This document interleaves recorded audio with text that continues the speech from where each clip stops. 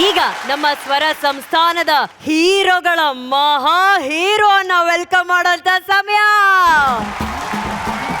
ಅಣ್ಣ ಅವರ ಬಾಯಲ್ಲಿ ಕನ್ನಡಿಗರ ಹುಟ್ಟನ್ನ ಹೇಳಿಸಿದಂತಹ ಗಟ್ಟಿ ಧ್ವನಿ ಇವರದ್ದು. ವಿಷ್ಣುದಾದ ಕೈನಲ್ಲಿ ಚಾಟಿ ಕೊಟ್ಟು ಬಣ್ಣದ ಬುಗುರಿ ಆಡಿಸಿದಂತಹ ತತ್ವಜ್ಞಾನಿ ಇವರು. ಮಂಡ್ಯದ ಗಂಡಿಗೆ ಕಾವೇರಮ್ಮನ ನೆನೆದು ಅಭಿಮಾನದ ದೋಣಿ ನಡೆಸುವಂತಹ ಪದ ಕೊಟ್ಟಂತ ಸ್ವರ ನಾವಿಕ ಇವರು. ನಮ್ಮ ಸೆಂಚುರಿ ಸ್ಟಾರ್ಗೆ ಜಗವೇ ಒಂದು ರಣರಂಗ ಎಂದು ಹೋರಾಟಕ್ಕೆ ಓಂಕಾರ ಹಾಡಿದವರು ಇವರು. ಅನಾಥ ಮಗುವಿನ ನೋವನ್ನ ಶಂಕರಣ್ಣನ ಧ್ವನಿಯಾಗಿಸಿದಂತಹ ಸಾಹಿತ್ಯಾಧಿಪತಿ ಇವರು. ಕ್ರೇಜಿ ಸ್ಟಾರ್ ಕನಸಿಗೆ ವಾಸ್ತವದ ಸ್ಪರ್ಶವಿಟ್ಟಂತಹ ಪ್ರೇಮ ಪೂಜಾರಿ ಇವರು. ಕೈ ತುತ್ತು ಕೊಟ್ಟಂತಹ ಎಷ್ಟೋ ಮಾತೃ ಹೃದಯಕ್ಕೆ ಟೈಗರ್ ಪ್ರಭಾಕರ್ ಮೂಲಕ ಲವ್ ಯು ಹೇಳಿಸಿದಂತಹ ಜಗ್ಗ ಮೆಚ್ಚಿದ ಮಗ ಇವರು.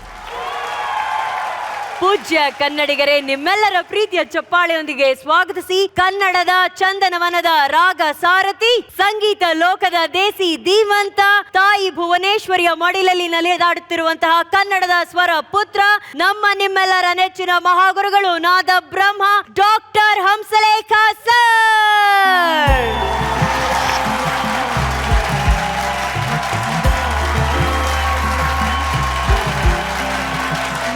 ಮಹಾಗುರುಗಳಿಗೆ ಬರಲಿ ಚಪ್ಪಾಳೆ. ಕನ್ನಡದ ಎಲ್ಲಾ ತಾರೆಗಳಿಗೂ ಸಂಗೀತ ಪದ ಕೊಟ್ಟಂತಹ ಏಕೈಕ ಮಹಾತಾರೆ ನೀವು. ನಮಗೆ ನೀವೇ ಮಹಾಗುರುಗಳೇ. ನೀವೆಲ್ಲಾ ಹೀರೋಗಳನ್ನ ನೋಡಿದ್ರೆ ಅವ್ರ ಕೈಲಿ ಹಾಡ್ಸಿದಾರ, ಅವ್ರಿಗೆ ಅಂತಾನೆ ಹಾಡುಗಳನ್ನ ಬರೆದಿದಾರ. ಸೊ ಇವತ್ತಿನ ಹೀರೋಗಳ ಸುತ್ತಿನ ಬಗ್ಗೆ, ಈ ಒಂದು ಎಪಿಸೋಡ್ ಬಗ್ಗೆ ಏನ್ ಹೇಳಕ್ ಇಷ್ಟಪಡ್ತೀರಾ ಮಹಾಗುರುಗಳೇ? ದೇವ್ರು ಹೇಗಿದ್ದಾನೋ ನಾವು ನೋಡಿಲ್ಲ. ಯಾರಾದ್ರೂ ಒಂದು ಮೂರ್ತಿ ತೋರಿಸಿದ್ರೆ ಇದೇ ಆ ದೇವ್ರು ಅನ್ಕೋತೀವಿ. ಕರೆಕ್ಟ್. ಯಾವುದೋ ದೊಡ್ಡ ಕಥೆ ಇರುತ್ತೆ, ಆ ಕತೆಗೆ ಎಷ್ಟೋ ಮಜಲುಗಳಿರುತ್ತೆ. ಎಲ್ಲವನ್ನ ತಿಳ್ಕೊಳ್ಳೋದಕ್ಕೆ ಒಂದು ಮುಖ ಬೇಕಲ್ಲ, ಆ ಮುಖ, ಅದರ ಮುಖಾಂತರ ಎಲ್ಲ ಸುಖ. ಒಬ್ಬ ಹೀರೋ ಒಂದು ವಿವರದ ಮುಖ ಆಗಿರ್ತಾನೆ. ಆ ಮುಖದ ಮುಖಾಂತರ ನಮಗೆಲ್ಲ ವಿವರ ಸಿಗುತ್ತೆ. ಅವನ್ನ ಫಾಲೋ ಮಾಡೋದಕ್ಕೆ ಅನುಕೂಲ ಆಗುತ್ತೆ. ಅದರಿಂದ ರಾಮಾಯಣಕ್ಕೊಬ್ಬ ಹೀರೋ, ಮಹಾಭಾರತಕ್ಕೊಬ್ಬ ಹೀರೋ, ಜಗತ್ತಿನ ಎಲ್ಲ ಕಥೆಗಳಿಗೂ ಒಬ್ಬ ಹೀರೋ. ಮುಖ್ಯವಾಗಿ ಪ್ರತಿಯೊಬ್ಬರ ಜೀವನಕ್ಕೂ ಅವರೇ ಹೀರೋ ಆಗಿರೋದ್ರಿಂದ hero is very very important to explain. ಯಾಕೆಂದ್ರೆ ಹೀ ಈಸ್ ಆಲ್ವೇಸ್ ಹೀ ಅವನು, ಆದ್ರೆ ಅವನ ಹಿಂದೆ ಒಂದು ದೊಡ್ಡ ರೋ ಇರುತ್ತೆ. ಆ ರೋ ಸೇರಿದ್ರೆ ಈ ಹೀರೋ. ಎಂತ ಮಾತು ಮಹಾಗುರುಗಳೇ. ನೋಡಿ, ಹೀರೋ ಅಂದ್ರೆ ನಿಜವಾದ ಅರ್ಥ ಏನು ಅನ್ನೋದನ್ನ ನಮ್ಮ ಸರಿಗಮಪ ಕಾರ್ಯಕ್ರಮದ ಮಹಾ ಹೀರೋ ನಮ್ಮ ಮಹಾ ಗುರುಗಳು ಹೇಳಿದ್ದಾರೆ. Super.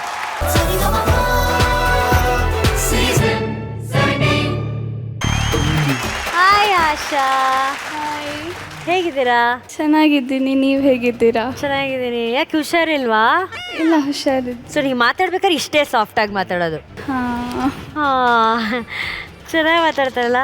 Hi. VP sir. Hello. Hi sir. How are you? I'm fine, thank you. How are you? ಇದೇನೋ ಜ್ಞಾನ ಬೆಳೆದು ಬಂದು ನಿಂತಂಗಿದೆ ಸರ್. ಅವಳು ಇದಕ್ಕಿಂತ ಫಾಸ್ಟ್ ಆಗಿ ಮಾತಾಡ್ತಾಳೆ ಸರ್. ವಿಪಿ ಸರ್ ಅಂತ ಹೇಳಿ ಇವಳು. ಈಗ ನಿಮ್ ಫೇವರೇಟ್ ಸಬ್ಜೆಕ್ಟ್ ಏನು ಅಂತ ಹೇಳಿದ್ರಿ? ಅವತ್ತೇನೋ ಹೇಳಿದ್ರಿ. ಫೇವರೇಟ್ ಸಬ್ಜೆಕ್ಟ್ ಇರಿ ಇಲ್ಲ, ನಾನೇ ಮಾತಾಡ್ತೀನಿ. ನನಗೂ ಹಿಂಗ್ ಮಾತಾಡ್ತಾ ಇದ್ರೆ ಯಾರಿಗೂ ಬ್ಲಡ್ ಪ್ರೆಷರ್ ಏನೂ ಬರೋದಿಲ್ಲ. ನೀವು ಹಾಡಿದ್ರಲ್ಲ, ನಾನು 2 ಆಪ್ಷನ್ ಉತ್ತರ ಕೊಡ್ತೀನಿ, ನೀವು ಸೆಲೆಕ್ಟ್ ಮಾಡ್ಕೊಳ್ಳಿ. ಯಾವುದು, which one would you select?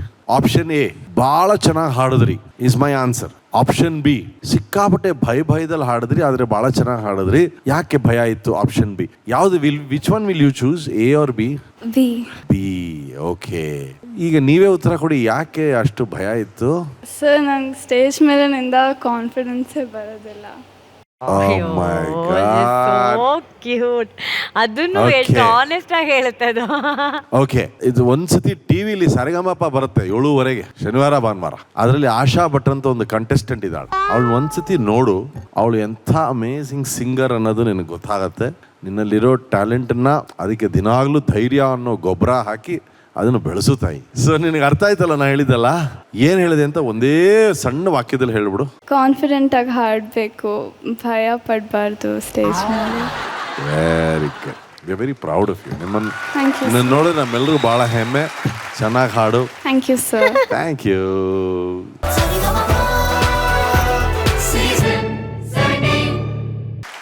ಸ್ವಲ್ಪ ಬಂತಲ್ಲ. ಬಂತು nice. You smile is so good. There should be more of the smile when you sing. ಕರೆಕ್ಟಾ ಇಲ್ವಾ? ಎಸ್. ಈಗ ನೀವೆಲ್ಲ ನಮ್ ಕಂಬದ ರಂಗ ಅವರ ದಿನಚರಿ ಕೇಳಿದ್ರಿ. I want to know her ದಿನಚರಿ. ನೀನು ಬೆಳಗ್ಗೆ ಇದ್ದಾಗ ಏನ್ ಮಾಡ್ತೀಯ ಕಂದ? ನಾನು 5 ಗಂಟೆಗೆ ಹೇಳ್ತೀನಿ. 5 ಗಂಟೆಗೆ ಎದ್ದು ಬಿಡ್ತೀಯ? ವಾವ್. ಆಮೇಲೆ ಆ್ಯಂಡ್ ಫ್ರೆಶ್ ಅಪ್ ಆಗ್ತೀನಿ. Very good. ಆಮೇಲೆ ಪ್ರಾಕ್ಟೀಸ್ ಮಾಡ್ತೀನಿ. ಮ್ಯೂಸಿಕ್ ಪ್ರಾಕ್ಟೀಸ್ ಮಾಡ್ತೀನಿ. ಎಷ್ಟು ಅವರ್ ಮಾಡ್ತೀರಾ? ಬೆಳಿಗ್ಗೆ 5 to 6 or 6:30 ಪ್ರಾಕ್ಟೀಸ್ ಮಾಡ್ತೀನಿ. ಓಕೆ.